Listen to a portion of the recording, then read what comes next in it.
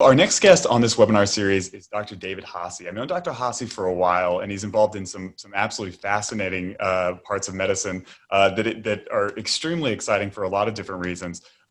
Thanks, Dr. Haase, for joining us. How's it going? Hey, Ryan. Great. It's awesome.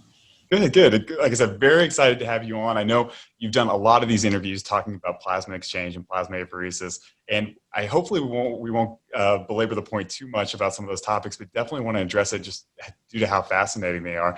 But first and foremost, love to just hear and familiarize everyone who's listening with a little bit of your background. Oh, sure. I'm a double board certified physician, Vanderbilt, Mayo Clinic. I've been really in the realm of functional and integrative medicine for coming up on 25 years now.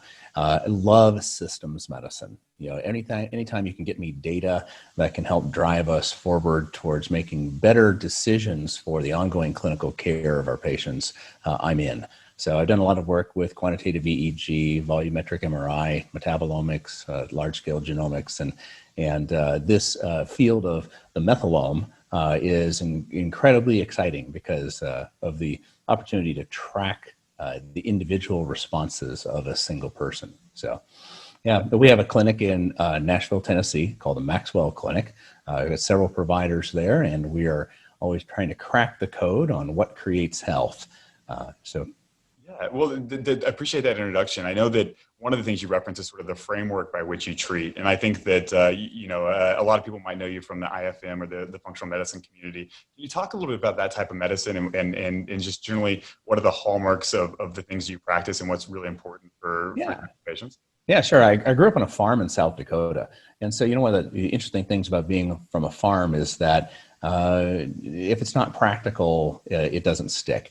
And I think what people want from healthcare is they want greater health, vitality, enjoyment, freedom in their life. But what we deliver in medical treatment is usually diagnosis and treatment of a disease, which is usually we'll name it, we'll blame it, we'll tame it with some kind of well-dosed poison, a pharmaceutical. And that's great. And I use everything. I want all the drugs. I want all of the, I want a big toolbox to help people. But if we're really going to get the best results possible, we need to work from the inside out. We need to find cause and address cause. And our philosophy has always been to both practice medicine from an aspect of treating disease and creating health. And the creating health part makes us look at physiology rather than pathology. It makes us curious about what is the unique underpinnings of challenge for one individual and how do we treat that. That really, it's what pushed me into being curious in dementia, because dementia is it is like the biggest problem. It is really the problem that we brought on ourselves by being so successful at treating heart disease, cancer, and many other of the diseases that really have allowed us to have a longer lifespan so that our brains have more opportunity to degenerate before our bodies die. And that is horrible because we miss out on this amazing opportunity for eldership, this amazing ability to contribute wisdom to the world. So dementia has become a big focus of mine. And how do we apply these systems medicine approaches, finding the multiple causations that cause degenerative disease to occur and address them in a systematic way? Yeah. Absolutely. And I think that I'm going to ask you some more questions on dementia and some of your approaches to it a little bit later. Now I just wanted to, obviously you mentioned a lot of different testing metrics in sort of the things you prioritize, especially, it was also interesting to hear you sort of separate healthy patients versus, some type of pathology.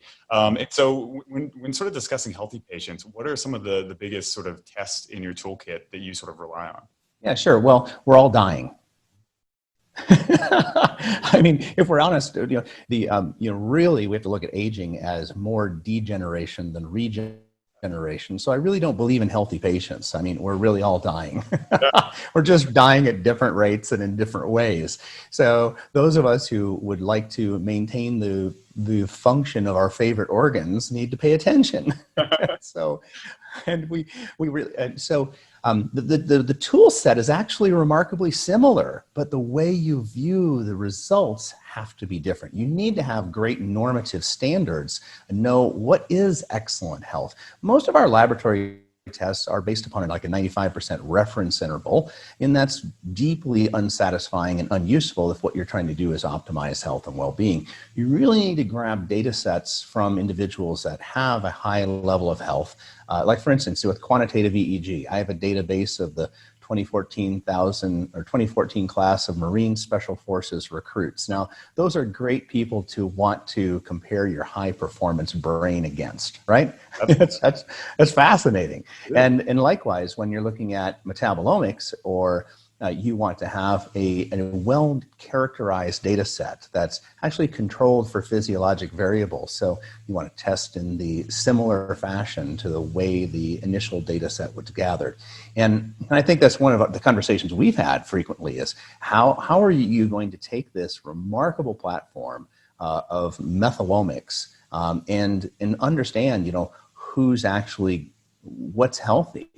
And I've been really impressed with the level of commitment that you have made in this part to go after known data sets, known groups and populations, and you delve into not just those individuals who are ill, looking for patterns of illness, but looking for also the characteristics of what is robust health. And robust health is not going to be the same age to age. That's one of the things that this panel blows my mind about, that aging is something that is somewhat inevitable. We all know that, duh, but it can progress differently. And if we're mindful of the way we age, I think we have a much better opportunity to make changes and understand if what we're doing is working. Absolutely. I always like to talk about aging as a disease. And I think that I wish more people would think of it that way, due to sort of that progressive loss of function. And especially from someone who approaches it like your philosophy, where, function at the end of the day is super valuable, I think. And using this as a metric as a preventative approach, or at least a management approach to sort of age and health, I think is really, really exciting. And so now that, just to get into it a little bit further, whenever you first heard about sort of these methylation clocks and the biological age clocks, how did you imagine implementing them into your practice? Well, they really didn't seem very practical early on. I think that they were a nice idea. It's like telomeres. Sometimes, I started using telomeres long ago and kind of gave up on them until I started going with a research-based company to look at telomere function more granularly, because looking at like average telomere length, it doesn't really cut the mustard. It's very hard to know what actual changes are happening in a population. And so you want the data you're gathering to actually be meaningful, to be consistent, to be reproducible, and then to vary according with interventions, so that given the same person in the same situation, using the same intervention will give you the same result, or something very close to it at least.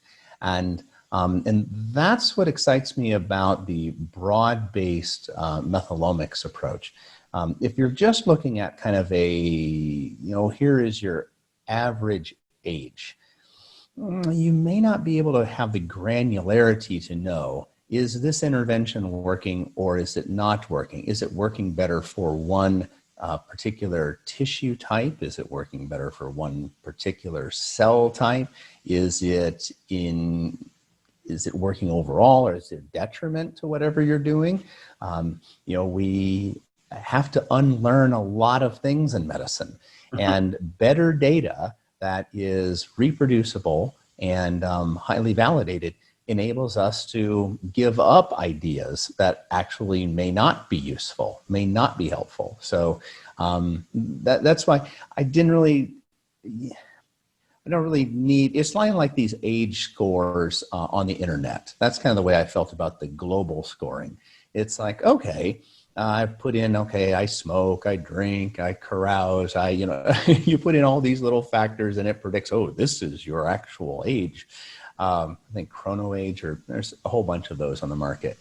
And it didn't really say, hey, given these behaviors based upon your unique genetics and your the total picture for you. It didn't really say, is it accurate or not? And it didn't inspire one towards action, and it didn't give you any kind of satisfaction that your interventions were actually going to help you.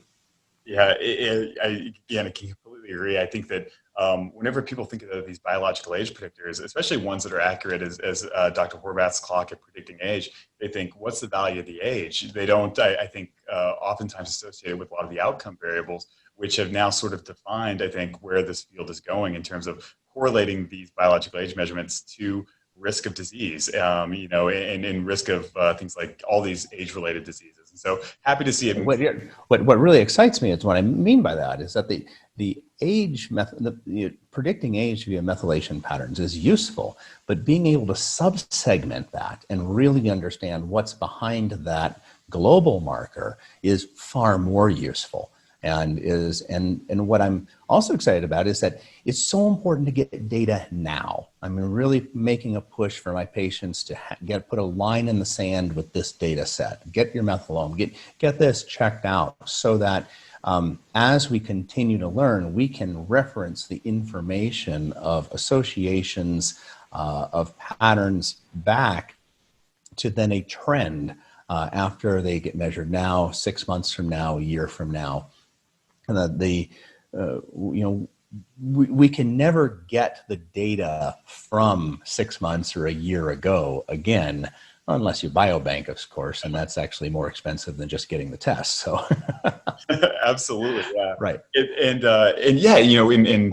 that's obviously a priority of ours too. Whenever you're dealing with different cell types, as you mentioned, in different time points, and all the other host of variables like the proteomics, the metabolomics, the transcriptomics, you really have to sort of solve for X in all those variables. But at the very least, you can correlate to outcomes if you follow a patient long enough and you gather enough data. And so I think that we've talked about this approach a lot, and I think that we're really excited for some of these future directions, even some studies that we're working with. But I want to maybe just switch gears briefly, because I know you've given a lot of lectures on SAMe and its ability to help with a lot of different things, like, for instance, depression or osteoarthritis. And so SAMe is often a molecule that comes up just because it's a methyl donor, and these methyl transferases, which are methylating these promoter regions of the DNA, do use this as a cofactor. And so I want to just briefly ask you about some of your experience with SAMe and how you sort of approach methylation from a clinical perspective. Yeah, that's great. Oh, absolutely. So SAMe is a fascinating molecule. Everybody talks about methylation. It's been kind of funny, there's been a cottage industry that's popped up around MTHFR, which is, has some importance, but is largely ridiculous. So because methylation is something that happens all over the body all the time, it has to happen. The whole idea of over-methylating or under-methylating is really a misunderstanding of the basic biochemistry, because methylation is taking a single carbon group and sticking it on something else. And that's methylation. And since we're carbon-based life forms, that happens a lot in the body. And so how does methylation happen? Well, there's typically one main methyl donor, and that is SAMe, S-adenosylmethionine. And what that is it is the molecule of energy, ATP, that has a single extra carbon stuck on it. And so you have a highly energized molecule ready to pass off a single carbon molecule. And that process just doesn't happen willy-nilly. If you take, certainly if you are deficient in folate and you take extra folate, now you're going to have more these single carbon groups donated through folate to SAMe so that it can go on from there. Or, methyl B12 is helpful here, trimethylglycine. All of those are methyl donors, but it all goes to SAMe. And SAMe is tightly controlled in its action by something called a methyltransferase. A methyltransferase is a protein, an enzyme that directs where that individual methyl group goes. There are enzymes that conduct and control the methylation of phosphatidylethanolamine to make phosphatidylcholine. There are methyltransferases that degrade histamine. There are methyltransferases that are important to methylate estrogen.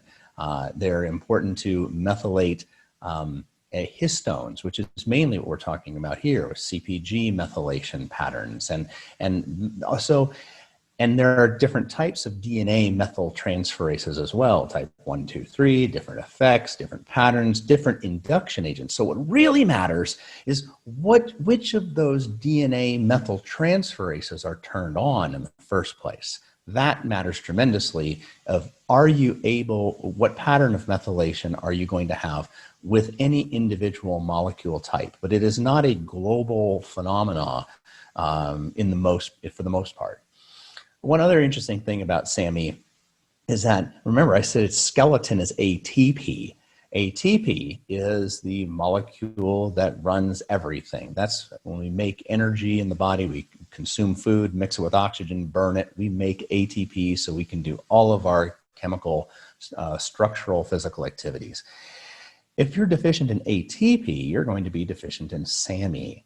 And so most people recognize this deficiency or this deficiency of SAMe that occurs as we age, especially in dementia. We see a very substantial decline in the amount of SAMe present in dementia. And I'm very interested in really paring down the effects of differential DNA methylation patterns in the multiple facets of dementing illness. And but those are still going to be controlled by DNA methyltransferases in the context of having enough methyl groups. So anyway, I think every time you learn something in biology, if you love science, you realize you have to unlearn another 4 things. And that's a hard process. And people have kind of a visceral response. And when I say, well, undermethylation, overmethylation, that's kind of overdone simplification, yeah, it is, but it's okay. Science moves forward, our understanding changes, and we have to change our languaging. So a lot of people misunderstand methylation, and this is a specific type of methylation pattern that probably, and we're going to learn a lot more about what influences it. We're going to understand, do certain types of B vitamins, folates, other augmentation strategies for providing single carbon chains. How do they change the methylation pattern? But I can tell you that SAMe as a molecule has double-blind randomized placebo-controlled trials, comparative trials with imipramine as an antidepressant. So it meets the gold standard of its effect as an antidepressant solo. It has double-blind crossover trial comparison with Celebrex for osteoarthritis knee pain. Whoa, equivalent to Celebrex over 2 weeks. It has studies looking at decreasing the risk of death and death and liver transplant when you're dealing with individuals with alcoholic liver cirrhosis. SAMe is an augmentation strategy for depression.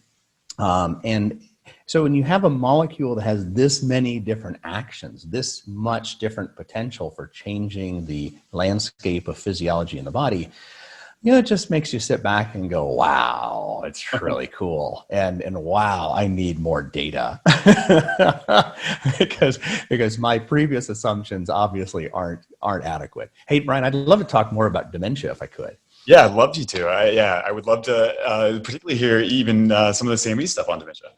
Yeah, so with Alzheimer's type dementia, if we go back and look at tissue biopsies, you're going to see SAMe deficiencies in the brain of Alzheimer's patients. We'll also see this in Parkinson's patients. You'll also see this in patients that suffer from depression, because those are actually metabolic problems. So if you can't make ATP, you're going to have a hard time making SAMe. Also, inflammation and oxidative stress tend to impair the body's ability to make SAMe, so it impairs methylation. So just making the availability for some more methyl groups with folates and B12 is a great intervention. That can be a good finger in the dike to help problems like depression, but it's not really addressing the cause. What you do is you want to find, why does this individual have more inflammation? Why do they have more oxidative stress? What is causing this process to move forward? And And I think that's what's so great about looking at methylation patterns. It's going to keep pushing us back to more primary causes of why disease occurs in the first place and what impairs the creation of health. Absolutely, and I think that even a lot of the things you've mentioned, high inflammation, aging-related mitochondrial deficiencies, which lead to ATP deficiencies, we're sort of talking about these things that we sort of classified as the hallmarks of aging. And so it's interesting because we're treating the symptoms, but seeing the underlying cause, which we can hopefully either prevent or treat due to learning more about these methylation patterns in aging. And so now that we've sort of discussed that, and I want to keep going on the dementia side of things. We now have talked about, information. You really need to be practical to be useful, and right, and to stay around, you need some practical implications. And so let's talk about that a little bit, because obviously, a lot of people who are interested in aging have heard about, this parabiosis studies with, young and old mice and having this rejuvenation effect. You've done a lot of work in this area, probably more than almost anyone here in the United States. And I'd love to hear a little bit more about some of the work you've been doing and some of the science which has inspired you to do that work. Yeah, well, great. Oh man, parabiosis is so cool. It is so cool. This all started with one of my patients who's a C-level employee in Silicon Valley, and I asked him when we were starting working together, what do you want to accomplish by working together? And he said, well, I want to live forever. And this guy, just by virtue of kind of what he's done and how he's affected everybody's life in the past, I said, okay, I'm going to suspend my disbelief for a period of time. I'm going to look into how do we actually crack the code on aging? And I went through a several-month endeavor of assessing the longevity technologies and seeing, what is possible, what's probable. And we came upon this thing called parabiosis. And this was Michael and Irina Conboy and Tony Weiss-Correa out of Stanford and Berkeley, are really the pioneers here. And they did this crazy experiment. It took mice, and it took an old mouse and a young mouse, and they're genetically clones of each other. And they are sewn together by a little flap of skin on their side. And so they run around the cage attached together. And then a remarkable thing starts to happen. Within a week, that old mouse starts to turn young. The hair starts to regenerate, new neurons start to sprout inside the hippocampus, the increased muscle building occurs, liver regeneration, bones start to become thicker, stronger, healthier, and there's shifts in the immune system, so there's better T cell activation and responsiveness. But what happens to the young mouse that's connected to the old mouse? Well, it was poisoned by old. That old mouse stem cells were stunted overall. That mouse became lethargic, and essentially, if it lived through the experience, it struggled for a period of time. If those mice were allowed to stay together, they would separate them, and the young mouse would live to its own normal expected lifespan, apparently not harmed long term from that. And the old mouse was able to live closer to the lifespan of the young mouse. Now those studies haven't been done very much. So that has not been an area that's been directly studied with regard to longevity, but we do know that body-wide stem cell regeneration and stem cell activation is what occurred. And then this expanded out. So everybody went wild, and they went, oh my gosh, we need to get a blood boy, right?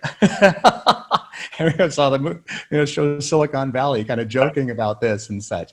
And just for the record, Peter Thiel had nothing to do with that. And so it is a really remarkable thing when you start to say, wow, if I can change the milieu, if I can change the terrain of the cells will change their behavior. And so several studies were done with in infusing the plasma from young donors and individuals, and it shows some early promise. Very small studies, but most of them were shut down when the drug companies realized, wow, this is amazing. There must be some drugs in here. And so, but and I was actually working in the pharma industry as well, and had some insights in moving that forward as well. But there's clear data through something called the AMBAR trial that you can if you do this same kind of thing like parabiosis, only we can do it with a machine and without another person. We can hook a person up and essentially clean the blood. This is something called apheresis, and I'm a registered apheresis specialist. And so what you can do is a patient comes in, IVs put in one arm, blood is pulled out, the old plasma is separated out, and then those cells are mixed with fresh albumin or the components with other plasma, and it's put back in the body.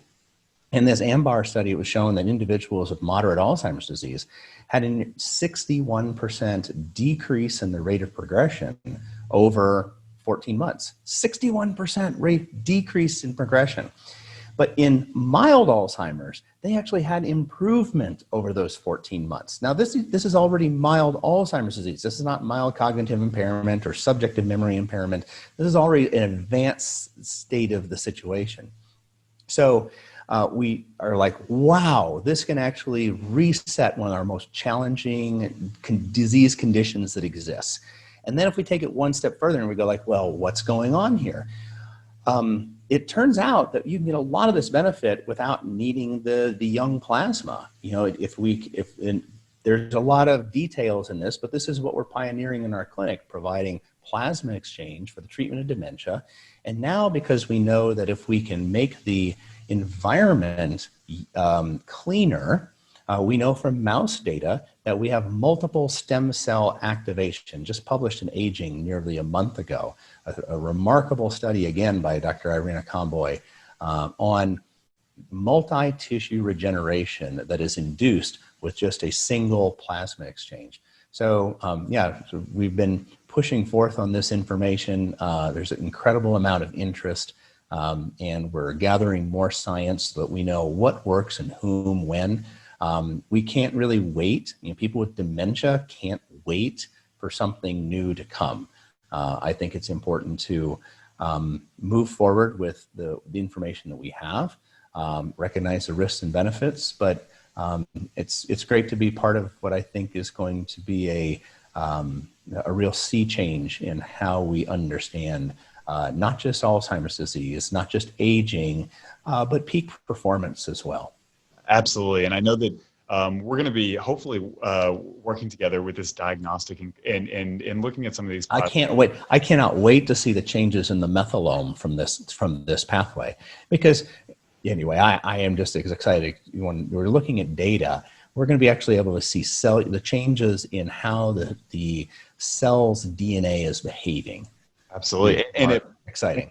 And in particular locations too, so we might know a little bit more about what influences some of the predispositions from a genetic component as well. And I know we've talked about this in the past. I want to talk about it for anyone who's listening as well. But there is some preliminary data in mouse models, out of India and with Dr. Horvath, that shows that plasma exchanges and young plasma transfers are having a very, very positive effect on epigenetic aging and reducing those markers. And so I think we're also really excited to see what it will do in humans whenever it's put to the test, and definitely excited to do that. Can you talk a little bit more about some of your upcoming projects in particular in terms of who is maybe some patient profiles you're going to be looking at to explore this plasma exchange on? Well, absolutely. We're looking at two main groups of individuals that are on the path of neurodegeneration. In the earlier, the better. So I've created a data platform called Maxwell Brain that actually brings together large data sets of information so that we can make this scalable for people, make it more accessible.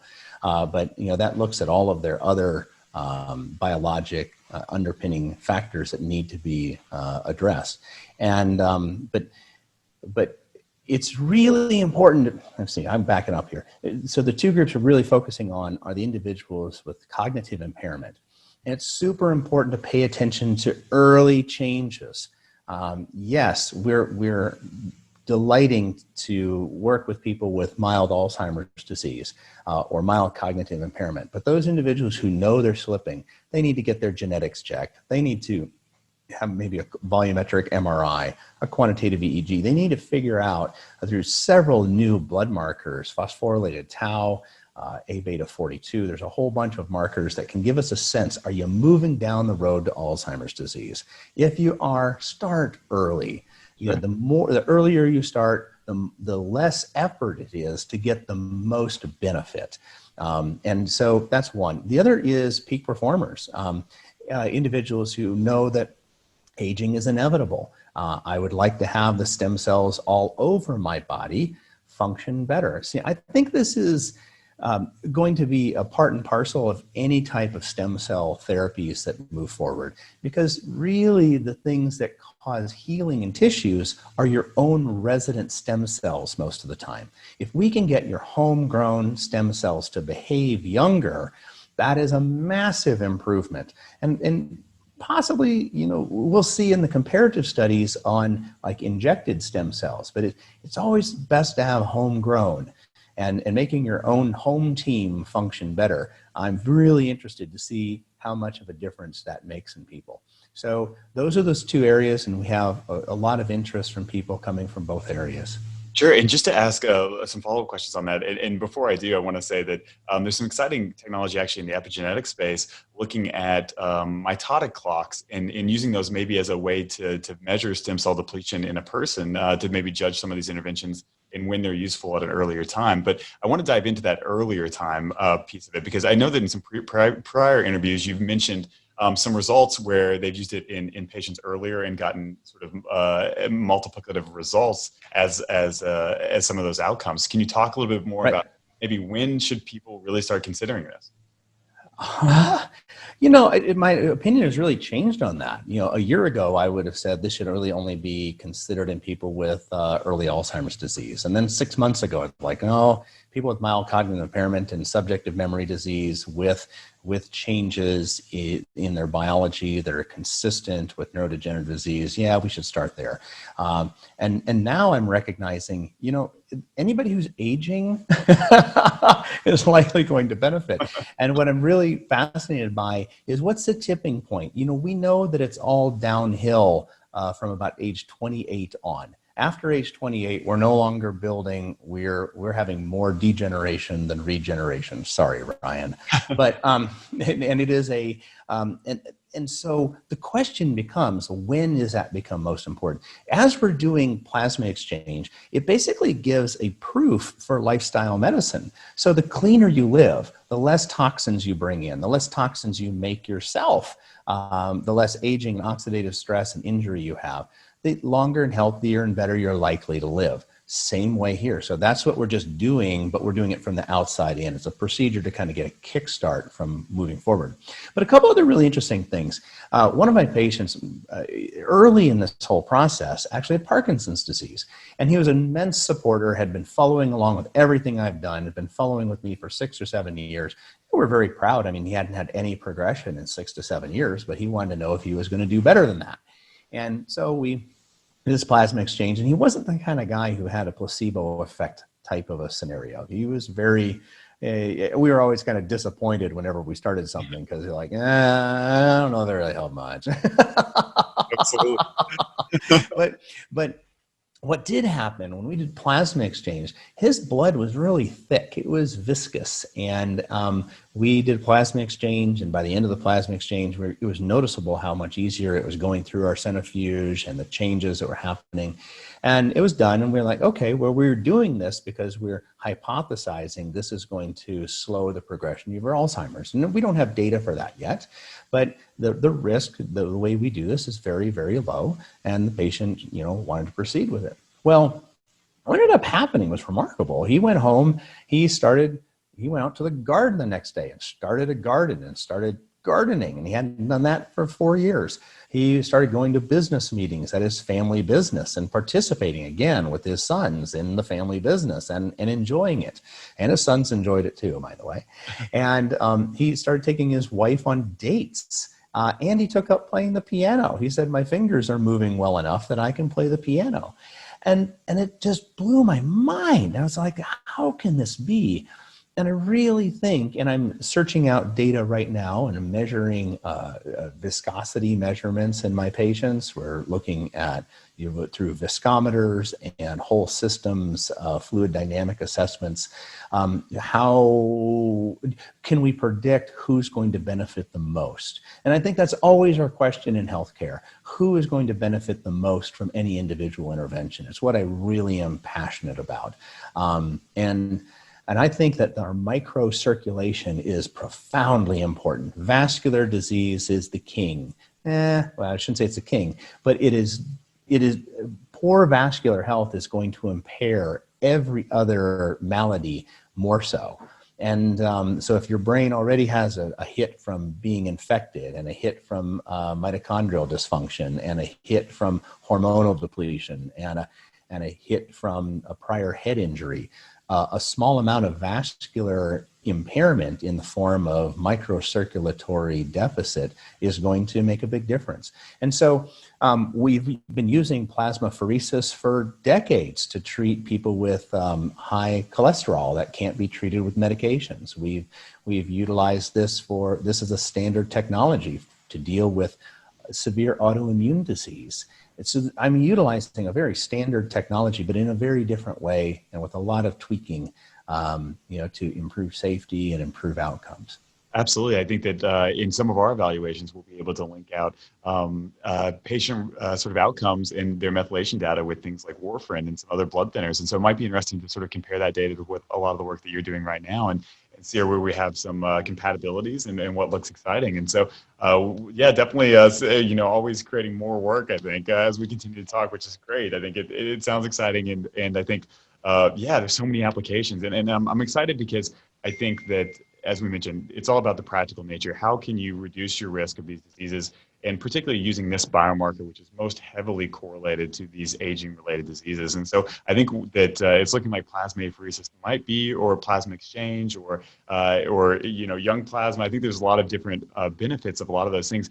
Just if you had to sort of imagine 20 years out in terms of this therapy and how widespread it might be and what that clinical picture might look like. Do you imagine that there might be sort of specialists like you sort of all over the United States? Do you imagine that it might be something a little bit easier, like an exogenous administration of some albumin cocktail? What do you imagine that it might look like in 20 years once the science starts to sort of progress?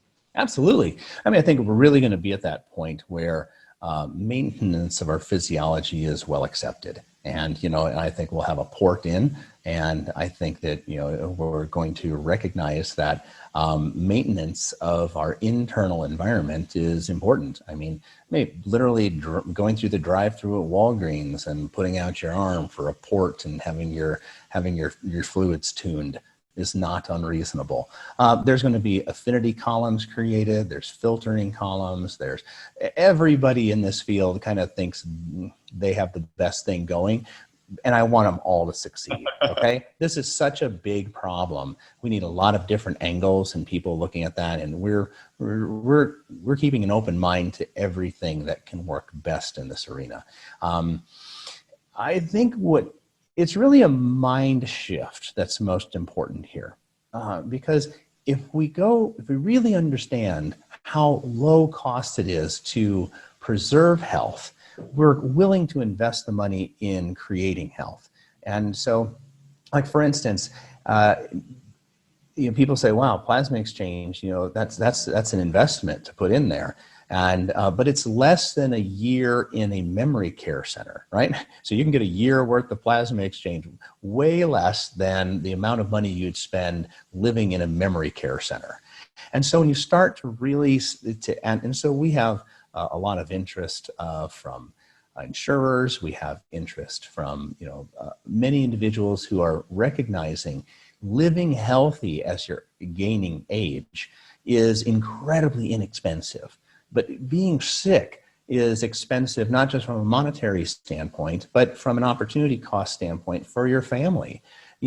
I have patients who said, I need to stay well so my kids don't have to take care of me because they have enough to deal with themselves. And I didn't really understand that before. I really get it now. The more birthdays that come on, the more I'm recognizing, wow, if you love your kids, you take care of yourself and you do what it's necessary to be a contributor in their life as long as you can, rather than someone who it could have avoided the need for care. Now, please don't hear me wrong. I mean, it's an honor to care for our elders. It's an honor. It's an important part of life to serve those that have need and to care for those that are ill. But if we have the ability by our own behaviors, our own initiative to be healthier, to be a larger contributor in this world, I think that's a moral choice to make. So. Absolutely, and I hope that this technology can take a lot of the fear and indecision out of that to really help, whenever you're getting real time feedback about your personalized sort of DNA expression and physiology. I hope that immediately translates to outcomes or predictive risk outcomes. I hope that this can give people a little bit more certainty in how to approach that and take a lot of the fear away from it. So you're not just worried about these negative outcomes with really nothing to do about it. And it also takes a little bit of the paternalism out of healthcare too, where you can sort of come back to, having you sort of manage your own body and know sort of what's working on an individual basis. So I hope that that's the future, and we'll do whatever we can to maybe facilitate that. I love the drive-through idea as well. Even right now, I think we should get that going too. But yeah, thank you so much. We've probably even gone a little bit over time, but I appreciate your time today.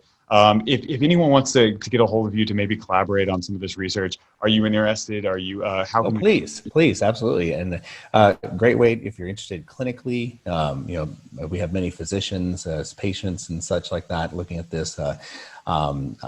Just contact me through our clinic, which is www.maxwellclinic.com. My Facebook and Twitter handles are David Haase, MD. And that's on Facebook, Twitter, Instagram.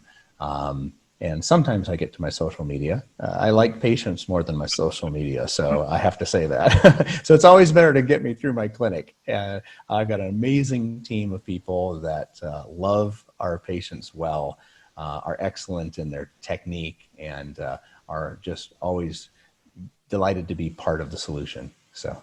Perfect. Well, thank you again so much for the time. And hopefully we'll have an update here soon on some of this new and exciting research. And Ryan, what you're doing here is amazing. Okay. I think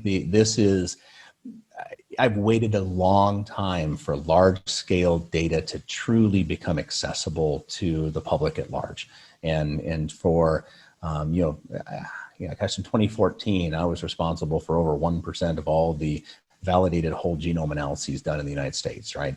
And so dealing with large data sets and seeing what you can find in that domain and applying them has been a passion for a long time. And it's amazing to think that, wow, just a little over 5 years later, we're having these types of data sets available to people broadly.